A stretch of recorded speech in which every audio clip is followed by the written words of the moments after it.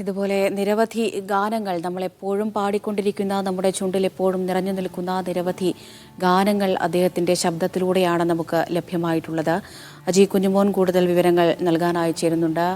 അജി, ഒരുപാട് പാട്ടുകൾ, നമുക്ക് എണ്ണിപ്പറയാൻ പറ്റാവുന്നതിൽ കൂടുതൽ പാട്ടുകൾ, അതും അത്രമേൽ പ്രിയപ്പെട്ട പാട്ടുകൾ, മലയാളികൾക്ക് മാത്രമല്ല തമിഴിലൊക്കെ അദ്ദേഹം പാടിയിരിക്കുന്ന പാട്ടുകളൊക്കെ അത്രയും പ്രേക്ഷകരെ അല്ലെങ്കിൽ സംഗീത പ്രേമികളെ അത്രയും വലിച്ചടുപ്പിക്കുന്ന പാട്ടുകളാണ്. ആ ശബ്ദമാണ് ഇപ്പോൾ ഇല്ലാതായിരിക്കുന്നത്. വലിയ നഷ്ടം തന്നെയാണ് സംഗീത പ്രേമികളെ സംബന്ധിച്ച്, സംഗീതത്തെ സംബന്ധിച്ച് ഇപ്പോൾ ഉണ്ടായിരിക്കുന്നത്. തീർച്ചയായും അമൃത, 6 പതിറ്റാണ്ടോളം മലയാളികളുടെ ഹൃദയസ്വരമായിരുന്ന പി ജയചന്ദ്രൻ വിട വാങ്ങിയത് മലയാളത്തെ സംബന്ധിച്ച് മാത്രമല്ല, അത് തെന്നിന്ത്യൻ സിനിമാ മേഖലയിൽ തന്നെ തീരാ നഷ്ടം തന്നെയാണ്. കാരണം 5 ഭാഷകളിലായി 16,000-ഓളം പാട്ടുകൾ അദ്ദേഹം പാടിയിട്ടുണ്ട്.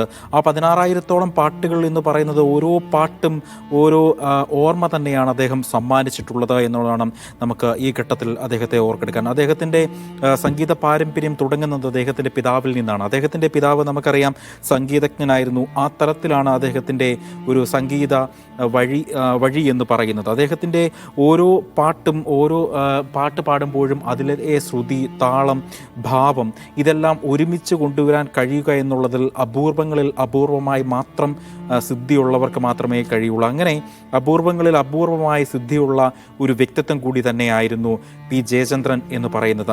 നമുക്കറിയാം യേശുദാസും പി ജയചന്ദ്രനൊക്കെ വന്ന കാലഘട്ടം എന്ന് പറയുന്നത് 1965 കാലഘട്ടമാണ്. 1965 കാലഘട്ടത്തിൽ ഇവരുടെ ഈ ഒരു വരവ് എപ്പോഴും മലയാളികൾ, പ്രത്യേകിച്ച് ഈ സംഗീത രംഗത്തെ ആളുകൾ അത് ഏറ്റവും ഉറ്റുനോക്കിയ ഒന്ന് തന്നെയായിരുന്നു. ഈ വലിയ രീതിയിലുള്ള ഇമ്പമുള്ള സ്വരമാധുര്യമായിരുന്നു ഇവരുടെ രണ്ടുപേരുടെയും. അപ്പോൾ യേശുദാസ് ആ താര പരിവേഷയിൽ നിൽക്കുമ്പോൾ തന്നെ, താരപ്രഭയിൽ നിൽക്കുമ്പോൾ പോലും പി ജയചന്ദ്രൻ എന്ന് പറയുന്ന വ്യക്തിക്ക് അദ്ദേഹത്തിന് തിരിഞ്ഞു നോക്കേണ്ടി വന്നിട്ടില്ല. അദ്ദേഹത്തിൻ്റെ ആ സ്ഥാനം എപ്പോഴും അദ്ദേഹത്തിന് ഉണ്ടായിരുന്നു.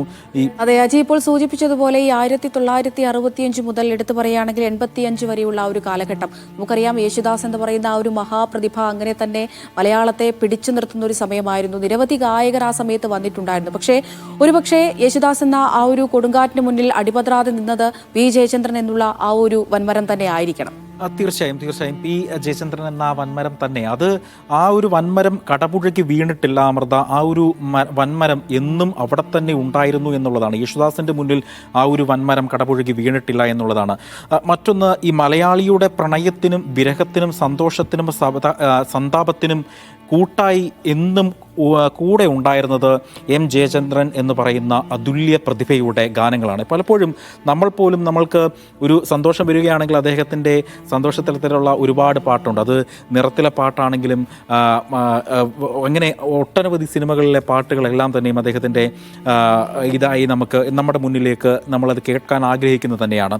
അതേപോലെ തന്നെ തമിഴിൽ അദ്ദേഹം രാസാത്തി ഉന്നെ കാണാതെ നെഞ്ചം എന്ന പാട്ട്, ആ പാട്ട് ഈ തമിഴിലെ സിനിമാ രംഗം തന്നെ കീഴടക്കിയ ഒരു പാട്ടാണ്. അതായത് തമിഴകം കീഴടക്കിയ പാട്ട്, 1994 മികച്ച ഗായകനുള്ള അവാർഡ് ലഭിച്ച പാട്ട്. അത് ഈ തമിഴിൽ ജയചന്ദ്രൻ എന്ന് പറയുന്ന ആ അതുല്യ പ്രതിഭയെ എത്രത്തോളം അവർ ബഹുമാനിക്കുന്നു അല്ലെങ്കിൽ ആദരിക്കുന്നു എന്ന തലത്തിൽ ഈ ഒരു ഒറ്റ പാട്ട് മാത്രം തമിഴ് ലോകത്തെ ചോദിച്ചു കഴിഞ്ഞാൽ മാത്രം അവർക്ക് ഓർത്തെടുക്കാൻ കഴിയുന്ന ഒരു ഗാനങ്ങളിൽ ഒന്നാണ് അദ്ദേഹം. ഈ 1944 അദ്ദേഹത്തിൻ്റെ ജനനം എന്ന് പറയുന്നത്. പ്രത്യേകിച്ച് നമുക്ക് സാധാരണഗതിയായി സംഗീതജ്ഞരുടെ കുടുംബ പാരമ്പര്യത്തിൽ നോക്കുകയാണെങ്കിൽ അവർ സംഗീതജ്ഞരിൽ കൂടുതലും സംഗീതത്തിൽ ഉപരിപഠനം നടത്തി ആ മേഖലയിൽ തന്നെ ഉയർന്നു വരികയാണ് ഒരു പാരമ്പര്യമായി നമ്മൾ കണ്ടുവരുന്നത്. പക്ഷേ പി ജയചന്ദ്രനെ സംബന്ധിച്ച് പറയുകയാണെങ്കിൽ അദ്ദേഹത്തിൻ്റെ പിതാവ് സംഗീതജ്ഞനായിരുന്നു. പക്ഷേ അദ്ദേഹം സംഗീതം ഉപരിപഠനമായി തിരഞ്ഞെടുത്തില്ല.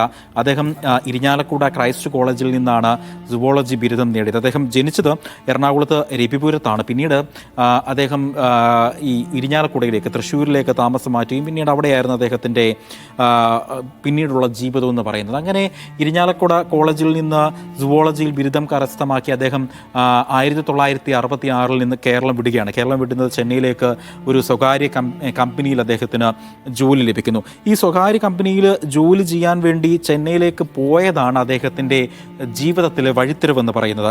അതായത് ഈ ചെന്നൈയിലേക്ക് അദ്ദേഹം ഈ തീവണ്ടി കയറി അവിടെ എത്തുന്നു. അതേ വർഷം തന്നെ കുഞ്ഞാലി മരക്കാർ എന്ന ചിത്രത്തിനു വേണ്ടി പി ഭാസ്കരൻ ചിദംബരനാഥ് ടീമിൻ്റെ ഗാനം ആദ്യമായി അദ്ദേഹം പാടുകയാണ്. പക്ഷേ ഈ ഗാനം പാടിയെങ്കിലും അദ്ദേഹത്തിന് ഈ പാട്ട് പുറത്തു വന്നില്ല. മറ്റൊരു ഗാനമാണ് പുറത്തു വന്നത്. അതായത് കളിത്തോഴനിലെ മഞ്ഞിലയിൽ മുങ്ങിത്തോർത്തി എന്ന ഗാനമായിരുന്നു ആദ്യം പുറത്തു വന്നത്. ആ ഒരൊറ്റ ഗാനത്തോടെ ജയചന്ദ്രന് പിന്നീട് തിരിഞ്ഞു നോക്കേണ്ടി വന്നിട്ടില്ല. ഹൃദയഹാരിയായ നിരവധി ഗാനങ്ങളിലൂടെ സംഗീതാസ്വാദകരുടെ മനസ്സുകളിൽ കുടിയേറിയ ജയചന്ദ്രനെ മലയാളികൾ ഭാവഗായകനായി ഹൃദയത്തിൽ ഏറ്റെടുത്തു എന്നുള്ളതാണ്.